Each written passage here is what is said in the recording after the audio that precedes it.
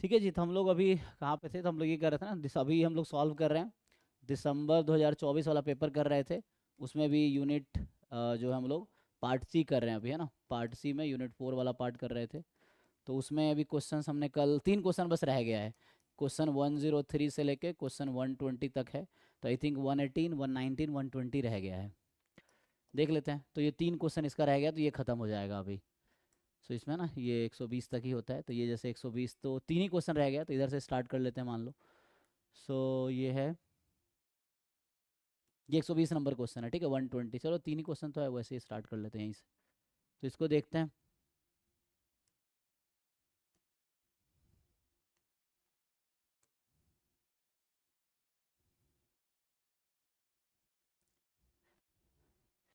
ठीक है, ऐसे जैम का एग्जाम तो फरवरी में हो जाता है, गेट का फरवरी में हो जाता है, नेट का जो रहेगा वो जुलाई तक रहेगा, है ना, एक्सेस जो भी रहेगा।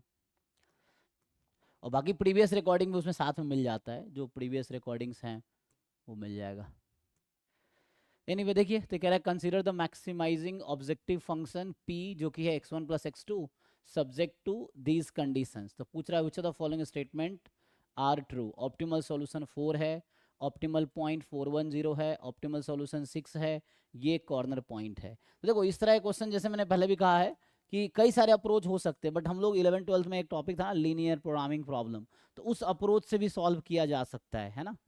सो आप ट्राई करके देखिए। तो उसके लिए क्या करना होता है, पहले इसका ग्राफ बनाना होता है। तो फिजिबल रीजन है ना, अगर बाउंडेड है तो कॉर्नर पॉइंट पे ही आपको ऑप्टिमल वैल्यू मिलेगी, ठीक है। सो तो ऑप्टिमल वैल्यू यहाँ का मतलब ये है मैक्सिमम और मिनिमम, ये ऑप्टिमल कॉमन वर्ड है। जैसे बोलते मोनोटोनिक फंक्शन है तो या तो इंक्रीजिंग या डिक्रीजिंग, तो वैसे ऑप्टिमल मतलब या तो मैक्सिमा या मिनिमा, तो दोनों वर्ड कॉमन वर्ड है उसके लिए ऑप्टिमल। सो ये देखना है। तो ट्राई करके आप लोग बताइए, बता सकते हैं। जैसा ग्राफ बनाइए, इसका ग्राफ बनाएंगे तो आपको समझ आ जाएगा कि क्या है। सो ट्राई करके देखो। पहले तो आप जो ये ऑब्जेक्टिव फंक्शंस है ना, ये इसका ग्राफ बना के आप देखिए कॉर्नर पॉइंट्स क्या क्या आते हैं, उसके अकॉर्डिंग आंसर आएगा।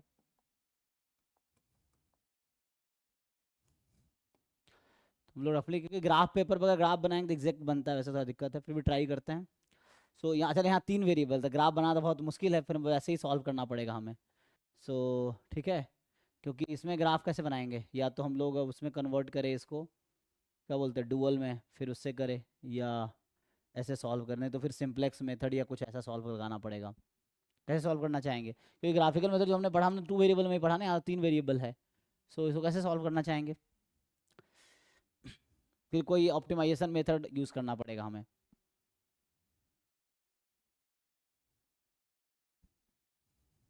आइडिया है किसी को, बताइए।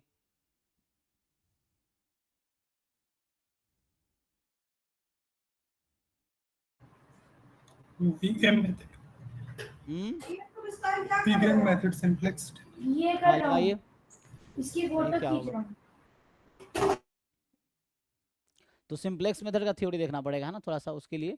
तो सिंप्लेक्स मेथड भी लगा सकते हैं, लगा के चेक कीजिए क्या आंसर आता है, जिनको आइडिया है। अब मान लो जिनको ये आइडिया नहीं है तो आप स्किप कर सकते हो, तो सीख सकते हो, मुश्किल नहीं है। तो एक क्वेश्चन आता है हर साल ऑपरेशन रिसर्च का, एक ही क्वेश्चन आता है, क्योंकि पार्ट सी में यूनिट 4 के 18 क्वेश्चन आते हैं, तो और पार्ट बी में यूनिट 4 के 12 क्वेश्चन आते हैं, 12 उधर और 18 इधर आते हैं। सो एक क्वेश्चन उसमें ओ आर का होता है वहाँ भी, और यहाँ भी एक है। सो देखिए सॉल्व करेंगे, तो मैं सॉल्व करता हूँ, या थोड़ा ऑप्टिमाइजेशन देखना पड़ेगा इसका।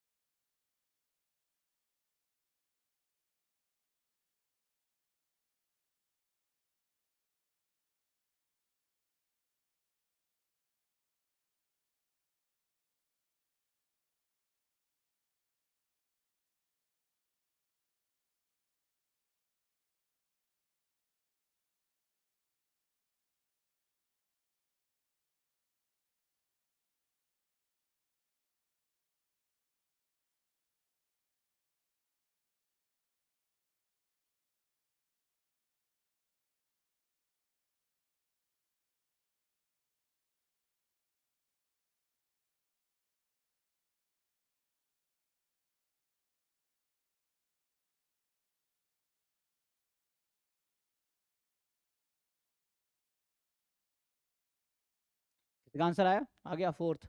ओके, तो ऐसे ही आप लोगों को समझ आ गया ना। हाँ, सॉल्व कर लिया ना आपने, देख लो। इसको किसी और, है ना, किसी भी तरीके से सॉल्व किया जा सकता है।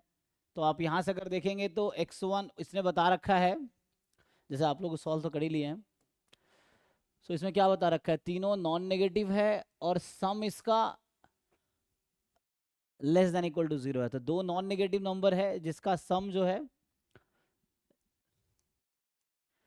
नेगेटिव तो हो नहीं सकता, तो जीरो ही होगा। तो इससे ये समझ आया आपको कि x2 बराबर जीरो, x3, क्योंकि इसमें इतना लंबा है ना मेथड लगाना, सिंप्लेक्स और ये सब थोड़ा लेंदी होगा, बट ट्राई कर सकते हैं उससे भी। तो इससे ये आगे x2 x3 को जीरो ही होना पड़ेगा, ठीक है। तो इससे हमारा ये क्वेश्चन रिड्यूस हो गया अब। तो ये रिड्यूस हो गया x1 less than equal to 5, और यहाँ से आप पुट कर देंगे x3 को जीरो।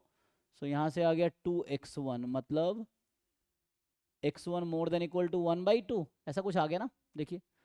तो बस, तो यहाँ से क्या समझ आया था, यहाँ से बस ये समझ आया कि x1 की वैल्यू हाफ से लेके 5 तक होगी, है, देख लीजिए। तो यही है, x2 x3 तो एग्जैक्ट जीरो हो गया। तो इसकी जो वैल्यू है, x2 तो जीरो ही है, तो ये तो जस्ट x1 हो गया, x2 जीरो है, और x1 की वैल्यू हाफ से लेके 5 तक है। तो आप लोग आंसर पता कर रहे हैं ना, सब लोगों ने बताया ही आंसर, चेक कर लो जी, चैट में भी इन लोगों ने लिख दिया आंसर। तो जिन लोगों ने ट्राई, देखो ट्राई करोगे तो हो जाएगा किसी न किसी तरीके से। तो यहाँ से क्या समझ आया कि ये जो कॉर्नर पॉइंट्स है, half zero zero, x1 half और x2 जीरो जीरो, तो ये कॉर्नर पॉइंट है, ये तो सही है। ऑप्टिमल सॉल्यूशन 6 है क्या, तो जो आपके पास कॉर्नर पॉइंट्स क्या मिला, एक मिला हाफ जीरो जीरो और एक मिला है 500, इससे निकालिए जरा वैल्यू। तो जो p की वैल्यू निकालेंगे आप यहाँ पे, इस पे p आएगा हाफ, इस पे p आएगा 5, यही आएगा ना, ये आ गया। तो ऑप्टिमल सॉल्यूशन 6 तो नहीं है, 4 भी नहीं है। ऑप्टिमल पॉइंट 410 है क्या, नहीं, इन दोनों में से एक हो सकता है। तो ये हो गया, तो ये दोनों ऑप्टिमल पॉइंट हो सकता है, मिनिमम हाफ है, मैक्सिमम 5 है। तो p की जो ऑप्टिमल वैल्यू होता है मिनिमम और मैक्सिमम, तो मिनिमम आपका हाफ है, मैक्सिमम 5 है, ठीक है ना। तो आप लोगों ने सही बताया था। तो ट्राई करोगे, जिन लोगों ट्राई करते हैं वो सॉल्व कर लेंगे, एग्जाम में भी ऐसे ही कुछ मिलना है आपको, ठीक है। ठीक है जी। सो नेक्स्ट देखिए, नेक्स्ट ट्राई कीजिए, 120 नंबर था, ये भी ट्राई कीजिए, बताइए।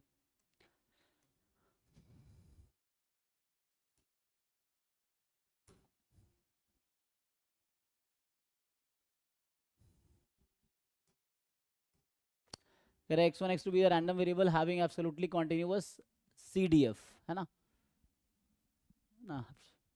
तो H I denote the hazard function, तो हजार्ड फंक्शन का क्या डेफिनेशन है, किसी को बताइए कोई। एच एक्स आप कैसे डिफाइन करते हैं, PDF upon F bar x, मतलब 1 माइनस CDF। ये सही है, चेक करना, ये रिलायबिलिटी का क्वेश्चन है, तो ये डिफाइन कर रखा है। अब कह रहा है कि H1 x लिखा हूँ मैं, वो टी में है तो टी लिख लेना, कोई दिक्कत नहीं, टी में लिखना और टी में लिख लेना। अब H1 t less than equal to H2 t है for all t belongs to R, then which of the following statement are true. तो ये भी आसान है, ट्राई करो पहले, आप लोग खुद से ट्राई करो, फिर मैं देखता हूँ। जैसे लास्ट क्वेश्चन आप लोगों ने ट्राई किया ना, वो ऐसे ही करो, ट्राई करो, बताओ। क्योंकि एग्जाम में भी ट्राई ही करना होगा, ऐसा क्वेश्चन देख के लगेगा शायद नहीं होगा, लेकिन ट्राई करोगे तो हो जाएगा, ये है। और नहीं तो छोड़ के आना पड़ेगा, दो ही ऑप्शन एग्जाम में, या तो ट्राई करो या छोड़ के आओ।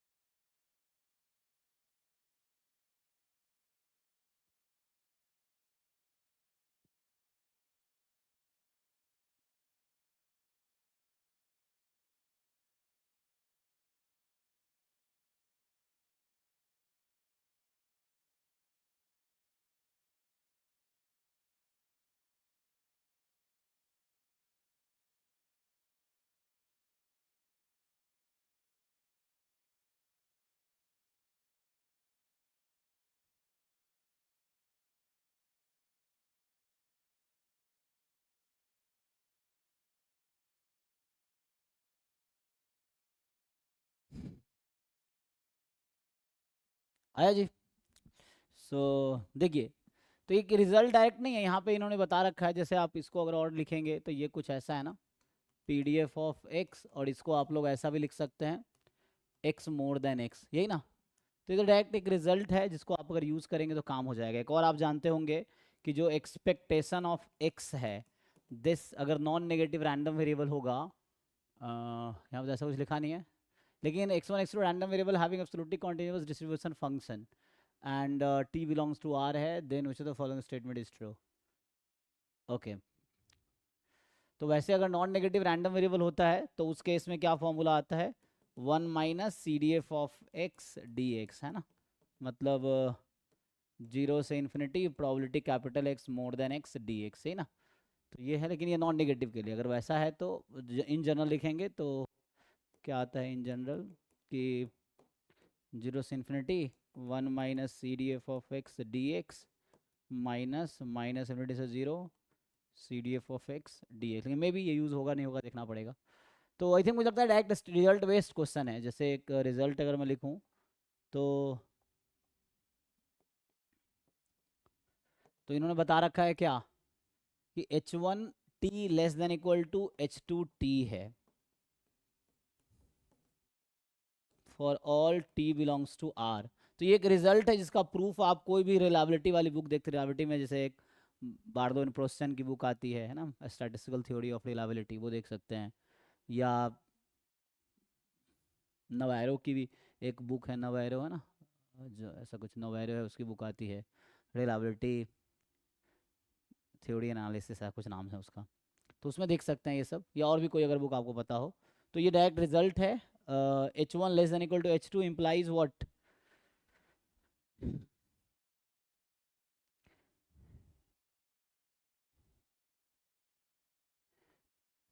तो ये जो होगा हजार्ड रेट अगर लेस है ना, तो इसका मतलब है कि survival of x1 is better than survival of x2।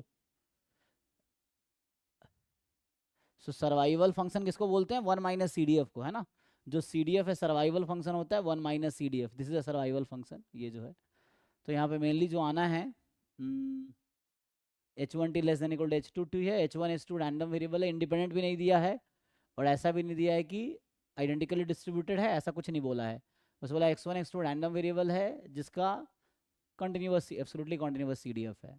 Hazard function के बारे में इन्फॉर्मेशन, तो रिजल्ट ही यूज़ करना पड़ेगा, ठीक है। तो यहाँ से जो रिजल्ट एक आता है कि probability x1 more then t, ये हो गया रिलायबिलिटी फंक्शन, या बोलो क्या बोलें इसको, survival function of x1, and ये होगा सर्वाइवल फंक्शन ऑफ x2।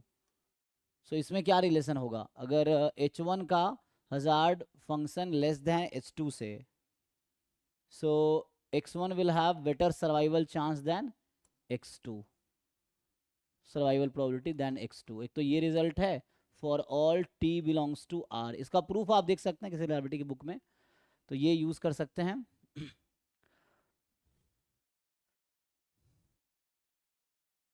तो इसके अकॉर्डिंग क्या आ जाएगा, तो इसके अकॉर्डिंग 1 और 2 में से एक ही सही होगा। अगर ये वाला लगाएंगे, अच्छा यहाँ भी पहला तो सही हो जाएगा, दूसरे में इसकी कोई गारंटी नहीं, यहाँ 1 है यहाँ हाफ है। अच्छा, तो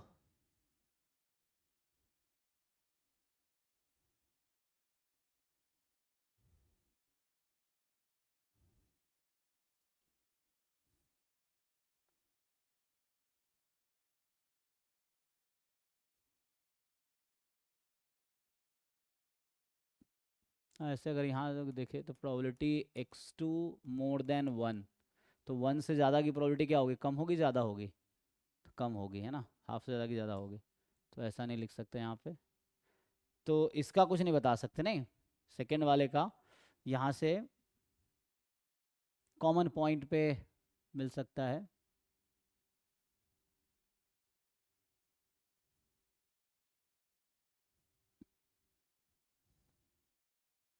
जैसे नंबर लाइन पर देखें ना, जैसे मान लो ये हाफ है और ये 1 है, तो 1 के आगे की प्रोबेबिलिटी और हाफ, तो हाफ से आगे की प्रोबेबिलिटी ज़्यादा होगी एंड 1 से हम्म,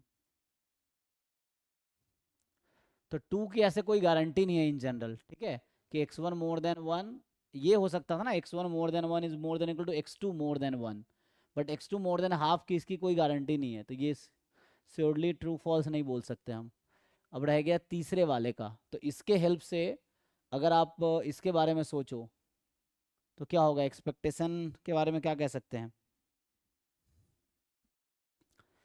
प्रोवाइडेड बोथ एक्सपेक्टेशन एग्जिस्ट, अगर एक्सपेक्टेशन एग्जिस्ट करता है तो x1 x2 के एक्सपेक्टेशन में हम क्या रिलेशन दे सकते हैं। तो अभी के लिए मैं फॉर द टाइम बिंग अगर अज्यूम कर लूँ, मान लो कि नॉन नेगेटिव रैंडम वेरिएबल है, तो ये अगर फॉर्मूला आप लगाएंगे तो इसके अकॉर्डिंग क्या समझ आएगा आपको, कि अगर जस्ट समझाने के लिए, जस्टिफाई करने के लिए, मान लो x1 x2 non negative random variable है, सो नॉन नेगेटिव होगा तो इसको अगर आप 0 से इन्फिनिटी में इंटीग्रेट कर दो और इसको भी 0 से इन्फिनिटी में इंटीग्रेट कर दो, तो ये हो जाएगा ex1 और ये हो जाएगा ex2, तो ऐसा आ जाएगा जब नॉन नेगेटिव है। बाकी नॉन नेगेटिव नहीं है तो इसके केस में भी फिर सोचना पड़ेगा, तो CDF के अकॉर्डिंग आ जाएगा। और अगर इसका ये रिलेशन है तब भी हो जाएगा, जैसे हमें ये पता है कि यहाँ से पता चल रहा है कि survival function of x1 is more than equal to survival function of x2, तो इसको अगर हम सिंप्लीफाई करेंगे तो CDF ऑफ x1 जो होगा वो less than equal to CDF of x2 हो जाएगा, मतलब टी में ना। और इसको और थोड़ा लिखेंगे तो ये भी प्रूव हो जाएगा, इस फॉर्मूले से भी प्रूव हो जाएगा। तो यहाँ से ये समझ आया कि माइनस ऑफ fx1, यहाँ माइनस है ना, तो ये माइनस अंदर शिफ्ट कर लेना, so fx1t more than equal to minus of fx2t। अब ये रिजल्ट यूज करोगे तो इवन अभी तो मैं बस इसको यूज करके यहाँ दिखा रहा था कि अगर हम इसको यूज कर ले तो ऐसा आ जाएगा, अगर इस फॉर्मूले को भी यूज करेंगे तब भी आप ये दिखा पाएंगे कि e ऑफ x1 की वैल्यू ज़्यादा होगी e ऑफ x2 से, ठीक है, क्योंकि ये प्लस कर दो यहाँ माइनस लगा दो, तो यहाँ से ये इनइक्वालिटी है, एंड ये ऑलरेडी हमने यहाँ दिखा रखा है और ये यहाँ से स्टैब्लिश हो जाएगा, चेक कर लो। सो कहने का मतलब ये है ना, ये जो लिखा गया है ये सर्वाइवल फंक्शन है, तो 1 माइनस CDF मतलब प्रोबेबिलिटी, अगर x का लिख रहे हैं तो x मोर देन मान लो स्मॉल x, ऐसा। तो इस फॉर्मूले से आप इसको प्रूव कर पाओगे, ठीक है, आप ये यूज़ कर लो, एक तो ये वाला और एक ये वाला रिजल्ट, इन दोनों से ये प्रूव हो जाएगा, चेक करके देखो, नहीं हो रहा तो मैं लिख के दिखाता हूँ, ठीक है, ये तीसरा भी सही हो जाएगा, इस फॉर्मूले से प्रूव हो जाएगा, ठीक है। एंड चौथा में ये है कि कह रहा है कि hx जो कि h1t प्लस h2t है वो हजार्ड फंक्शन होगा random variable y minimum x1 x2 का, तो एक नया रैंडम वेरिएबल y है, इसका निकाल के देखो क्या आएगा। सो y is the minimum of x1 x2, ये कलर विजिबल होता है ना, so minimum of x1 x2, तो इसका y का अगर हजार्ड फंक्शन t में निकालना है तो PDF ऑफ y अपॉन वही probability y more than t, यही है, इसको सिंप्लीफाई करके देखो क्या आता है, क्या आएगा h1t प्लस h2t, सो h1t x का हजार्ड फंक्शन है x1 का, और एक h2 जो है वो x2 का है, तो यहाँ से निकालो। सो PDF of first order statistics, लेकिन दिक्कत ये है कि ये इंडिपेंडेंट नहीं है, आप जो फॉर्मूला जानते होगे जो हम लोग लेते हैं ना ऑर्डर स्टैटिस्टिक्स में, तो वहाँ पे ये मानते हैं कि x1 x2 x3 XIR IID तब लेते हैं ना, तब जाके आपके पास first order statistics, second order statistics या rth ऑर्डर स्टैटिस्टिक्स का PDF फार्मूला आप जानते होंगे, लेकिन यहाँ पे ना तो इंडिपेंडेंट दे रखा है ना ही आइडेंटिकली डिस्ट्रीब्यूटेड दे रखा है, तो इसको फर्दर कैसे ओपन करेंगे आप। तो सर ये तो नहीं होगा ना फिर सर, हाँ, तो इसको नहीं हो पाएगा, ये तो डायरेक्ट डायरेक्ट हो गया सर कि फिर नहीं हो पाएगा। क्योंकि इंडिपेंडेंट अगर वो आइडेंटिकली डिस्ट्रीब्यूटेड देता तो कुछ होता, लेकिन डायरेक्टली आगे हम फर्दर इसको ओपन नहीं कर पाएंगे डायरेक्टली, ठीक है, तो ये नहीं पहला आएगा। ही ये जंक्शन फेल फेल कर रहा है इसमें। हाँ, तो ये आउट हो जाएगा, ठीक है ना, तो 1 3 सही होगा फिर। किसी को कुछ पूछना है तो पूछो इसमें, ठीक है।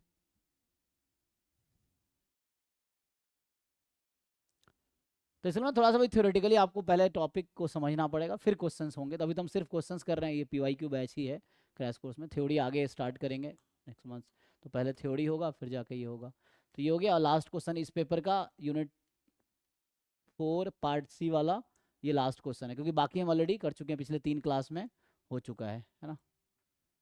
सो अभी के लिए ये क्वेश्चन है जस्ट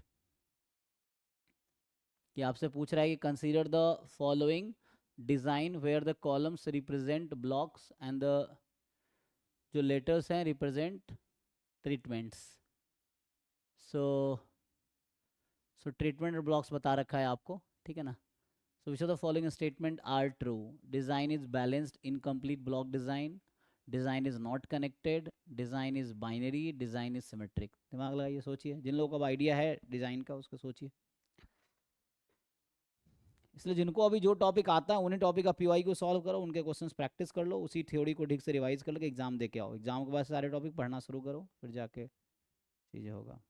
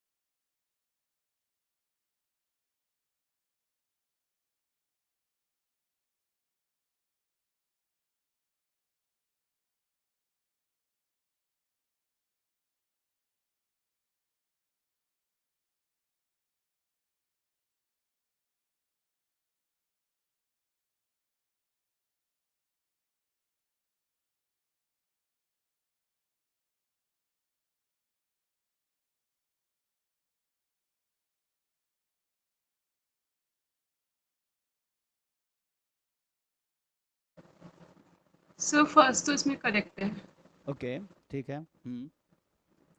और सेकंड रॉन्ग है क्योंकि डिज़ाइन कनेक्टेड आ रहा है ना। सॉरी, फर्स्ट कॉलम में बी है, ई है ना, वो सेकंड में रिपीट हो रहा है, तो ये कनेक्टेड तो हो गया फिर। ऐसे ही देखते हैं ना, आई थिंक कनेक्टेड ठीक को। है, हाँ। बाइनरी और सिमेट्रिक कैसे देखेंगे? चेक कीजिए बाइनरी का क्या मतलब है ना। सो डेफिनेशन देखना पड़ेगा।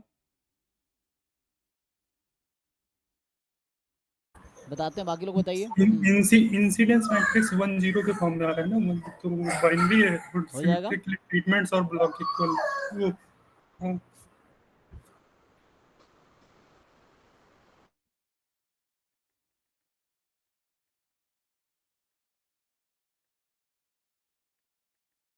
तो क्या आंसर है आप लोगों का? फाइनल आंसर क्या है? क्योंकि MSQ है ना, more than one correct option है, तो इसमें क्या क्या सही आएगा?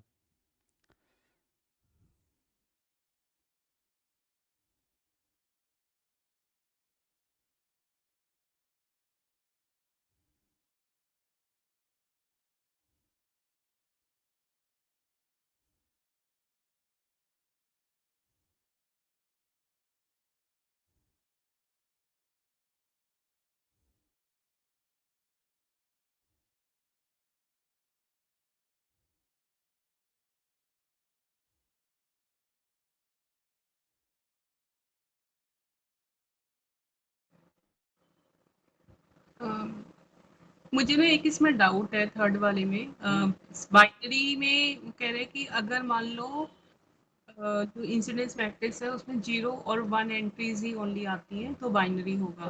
तो ऐसा जरूरी मतलब 0 1 तो इसमें आ रहा है, तो मतलब ऐसा तो नहीं है कि ना कि एक कॉलम में एक ही 1 आना चाहिए, ऐसा कुछ तो नहीं है इसमें बाइनरी में, ये बाकी जीरोस आने चाहिए। वैसे 0 1 तो आ रहा है इसमें, तो फिर बाइनरी तो हो गया ये। नहीं, ईच एंट्री 1 0 ही होने चाहिए, ऐसा है ना। बस ये डेफिनेशन क्या है, बस आपको ये देखना है कि डेफिनेशन क्या है इसका बाइनरी का। हाँ, सो तो फिर तो ये बाइनरी आ रहा है क्योंकि है ना। इंसिडेंस मैट्रिक्स अगर हम भी उसकी बनाते हैं हाँ। सो बस भी। इंसिडेंट मैट्रिक्स सिर्फ 0 1 आएगा, मतलब ये बाइनरी है। और सिमेट्रिक है क्या?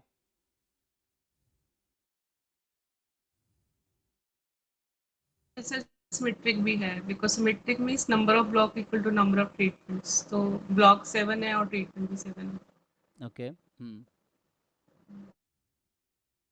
सो बाकी लोग देखिए, समझ आ रहा है जो कहना चाह रही है, ये चेक करो। मेन डेफिनेशन क्लियर होना चाहिए कि क्या आपको ये बी आई बी डी का डेफिनेशन पता है, कनेक्टेड का डेफिनेशन पता है, बाइनरी का डेफिनेशन पता है, सिमेट्रिक का डेफिनेशन पता है।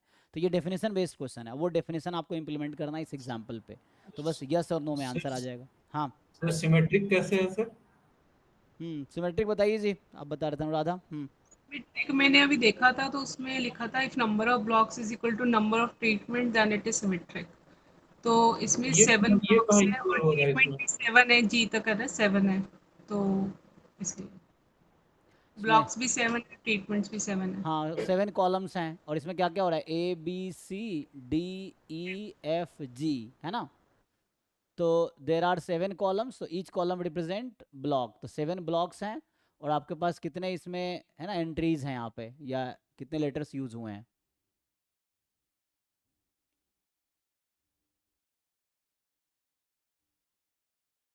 सो design is symmetric if v is equal to b, ऐसा कुछ डेफिनेशन आता है ना, कुछ ऐसा v n b. So v, जो आपका डिजाइन का जो नोटेशन है उसमें क्या क्या पैरामीटर्स होते हैं जो आप लिखते हैं,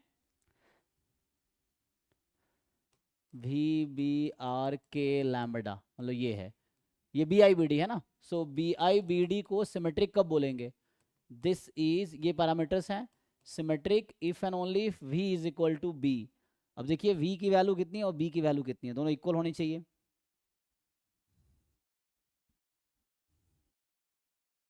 ठीक है, नंबर ऑफ ट्रीटमेंट्स और number of variables is equal to number of blocks.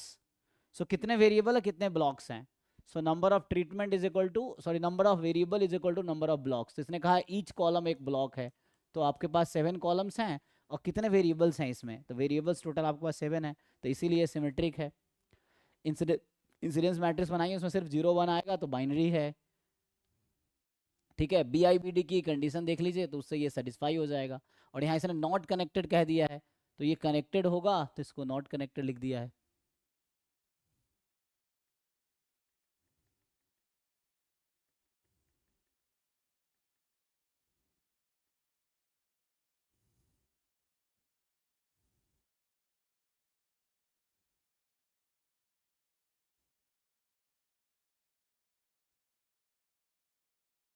ठीक है ना। कनेक्टेड का डेफिनेशन क्या है, सो कनेक्टेड का जो डेफिनेशन है वो ये कहता है कि block design is set to be connected if every pair of treatment, है ना, for every pair of treatments there is a sequence of blocks and treatment connecting them, है ना, that is a path through common blocks exist between any two treatment. ठीक है ना जरा, a path through common blocks exist between any two treatments.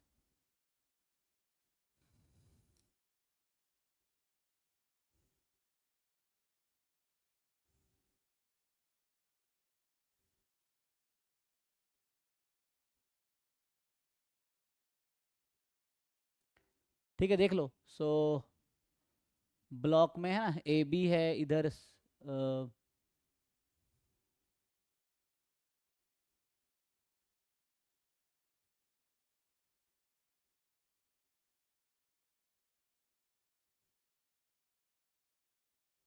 मतलब just definition देख लो और definition को अप्लाई करो। अगर आपको डेफिनेशन याद है, यू जस्ट अप्लाई डेफिनेशन। तो ये बेसिक क्वेश्चन है डेफिनेशन बेस्ड।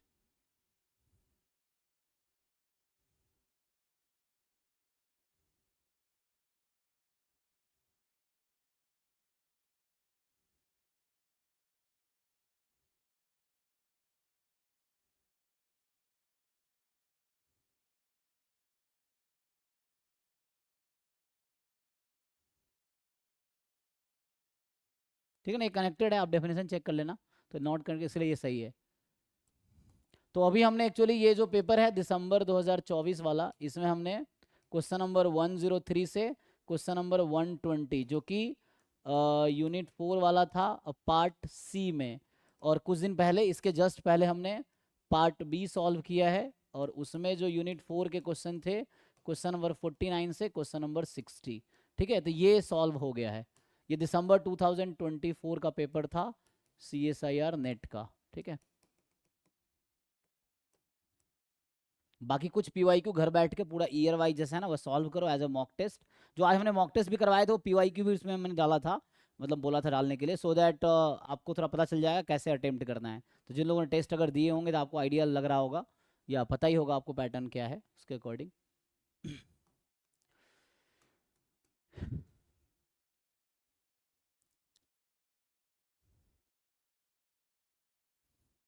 ठीक है, तो अगला पेपर अगर हम देखें, सो नेक्स्ट जो होगा हमारे पास जून वाला होगा, है ना। जून 2024 का पेपर इसमें होगा। आज जुलाई में हुआ था ये ना। तो ये जून 2024 का पेपर है, इसको आगे कंटिन्यू कर लेते हैं। सो